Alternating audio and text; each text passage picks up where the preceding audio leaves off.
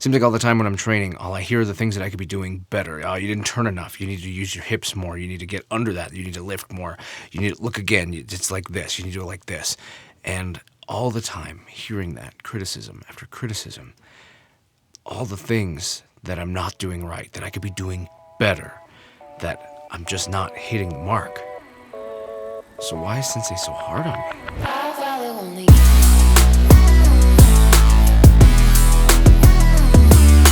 I think one of the most difficult things when it comes to training in the martial arts, especially when you're new, is the correction. And when you start learning something and you just saw it for the first time and you're hearing, no, do it like this. No, I'll try it again like this. Do it this way. Nope, you're still not doing it. Whatever. Just kind of it feels like. And sometimes they say, no, do it like this. Sometimes you don't hear the word no, but in your head you're hearing the word no, no, no. And you're feeling like a failure. And you feel like, what am I even doing here? Why am I going to come in here just to be told how wrong I am? I'm just trying my best. I'm just trying my best. So why? Won't you leave me alone?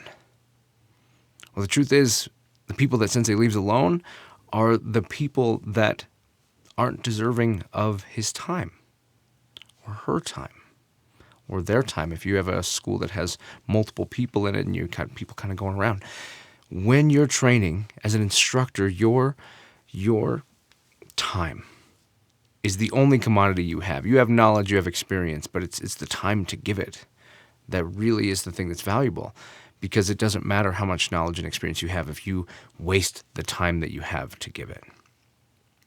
So the people who are on the mat who aren't putting any effort in, they aren't trying, they're not working hard, they're not trying to do anything.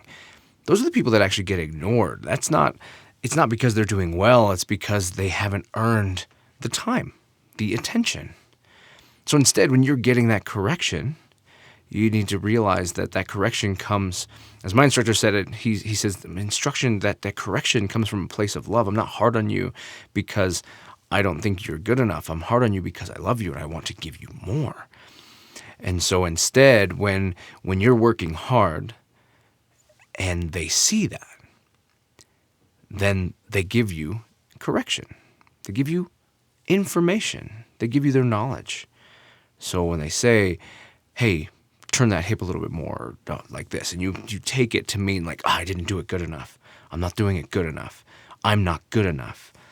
Instead, it's really, and it's easy to see it differently, but instead what it really is you are ready to try more. I see how hard you're working and I want to give you more.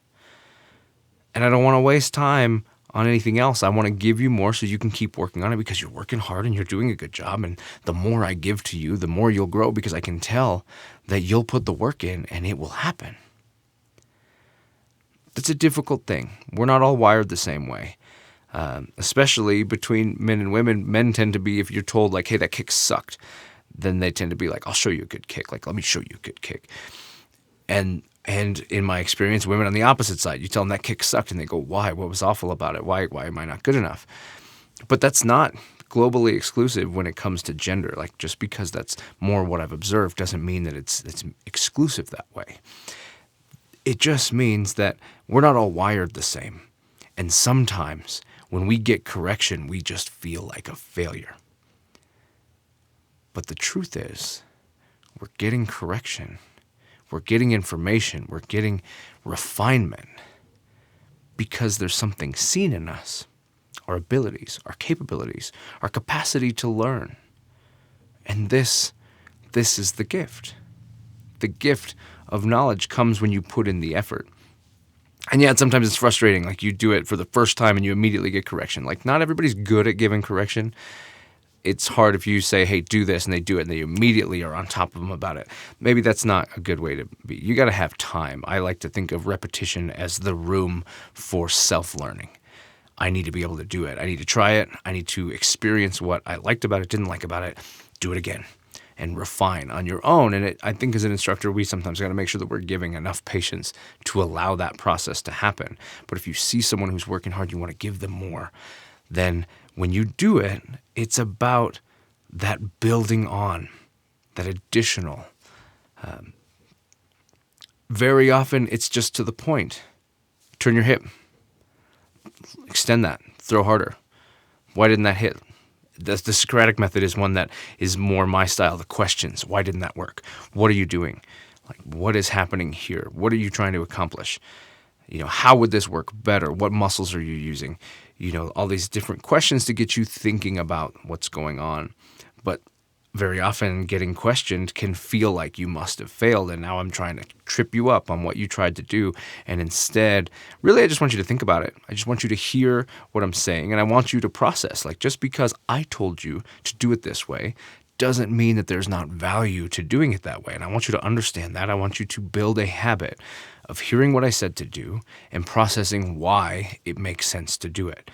Because if it doesn't make sense, why are we doing it? It probably makes sense. If I'm telling you to do it as your instructor, then that means that I think that there's a reason to do it that way. So there's already a reason, but don't blind faith trust that. You need to think, why would this work? And heaven forbid, that extrapolates out into more knowledge that connects to other things that you know already and makes you better at what you're doing. And if you hit those spots where it doesn't make sense, and you ask me, maybe there's something about it I didn't think about, or there's something that's unique to you or something like that, it's important that we have those conversations. So it can be hard only hearing about what you can do better and not getting a lot of time spent on what you're doing well. But it really truly is from a place of caring, a place of wanting to give you more and make you better. This idea of what else could you be doing? How do we make you go further? What's the little changes that you need to make? And sometimes it's nonverbal. It's just you move, you throw that punch, you move that hand. No, here you touch the place that you should be hitting here, or whatever. Sometimes it's nonverbal, and you have all these different ways of coaching. But with our capacity for self-love, very often we can get caught up in this idea that we're just not good enough. I put all this together just to say this is the way that it is. A lot of people work this way. A lot of people are trained this way and continue to train others this way. I was that way. I was trained this way, where I was constantly given correction on how to do better. And I went with that fine. I didn't have any issue with that, so I just continued to just do. But because of that, that's how I started to teach. And because of the fact that not everybody's wired the way I am, as I did that, I ran into people who really struggled with this because they just felt like a failure all the time. So having this conversation about what's truly happening, this is something that I do often. This is something that I think is important. But you can also maybe adapt history, the way it's been done, and do a little different. My personality is a little bit different. My sensitivity to those situations are a little bit different. So I tend to give correction in the way of like, okay, now that you're getting that figured out, let's add to it and let's do this. Just that quick moment, now that lets you know that something was okay and now we're going to do something different. Okay, you're starting to figure that out, so let's look at it this way. Or what if you did it like this? Sometimes asking it as a question can make it feel more comfortable than saying, do it like this, which I really like, because what if is, well, what if is this is how I do it, but what if that doesn't work for you? So what if you did it like this, and then you do it, and you're like, that felt worse. I can't do it like that. Maybe that's true. You don't have to do it the way I do it. So the what if, I think, is really good. It's also important for me, as I continue to adapt how I teach, it's important for me to continue to spend more time saying, this is how I do it. This is what I like to do. This is what works for me. Because not everybody on the mat is going to get the same things out of their training. They're going to work the same way. They're going to like the same stuff. They're going to have the same effectiveness with certain things. So it's important for me, it is important to highlight that this is how I like to do it. This is what has worked for me. And that constant reminder that what works for you might be different. And how you like it, or, this is my favorite technique. It might be your least favorite. So because it's my favorite does not mean that you have to love it. So it's important that we have that, maybe, this communication of who I am and why you're different and why that's okay. Also understanding that it's okay to give praise. That's a thing that I get it. Let's not waste time talking about what you're doing great. Let's focus on what we can get you going on. Let's keep you moving. In the interest of time, let's just get down to it. But I think it's important I really love to give praise when I see it done well, because it allows the person to lock in a sensation of success with the way they did it. So you just did it. You've been trying it a bunch of times. Like, try it like this. Okay, a little bit, maybe like this. And then it's perfect. And you're like, oh my God, like that. That's perfect. Keep doing it. Keep doing it. That's great. This excitement about how you did it well can be so useful, I think, in a positive way. So instead of condemning all the wrong ways, maybe positive reinforcement, I get excited about the right way, the way you're doing it well, what's working for you. Even better, sometimes when it's a good opportunity to do it, grab a person who's doing it well and say, here's what I want you to see. Like, let's look at this. Let's look at the way they're doing it, and here's what I want you to see, because they're doing a great job. It gives reinforcement to the person that's doing it, but it also lets everybody see somebody besides you doing it in a way that's working really well. And maybe it even looks very different, but it's still accomplishing the same goal. So now you've got two perspectives. You've got seeing me do it, and you've got seeing somebody else do it, and maybe that looks different. But now you've got two ways to look at it that maybe have clicked different, and now you can go try it again. Remembering that it's not about getting it right. It's about pursuing the ability to do it. It doesn't have to be right now. You just need to keep working on it. Correction is refinement. How can you do it better? And the further you go, though, I feel, in your training, the more years, the more time goes on, the less those corrections are big changes, the more they're small changes that just refine what you do just that little bit more, and that really takes you further. I'm really happy to be taught the way that I was taught. It worked for me. It worked really well for me, and I've watched it work for a lot of other people. I teach differently than that, and it's kind of funny because even though it worked really well for me, I'm choosing to do it differently.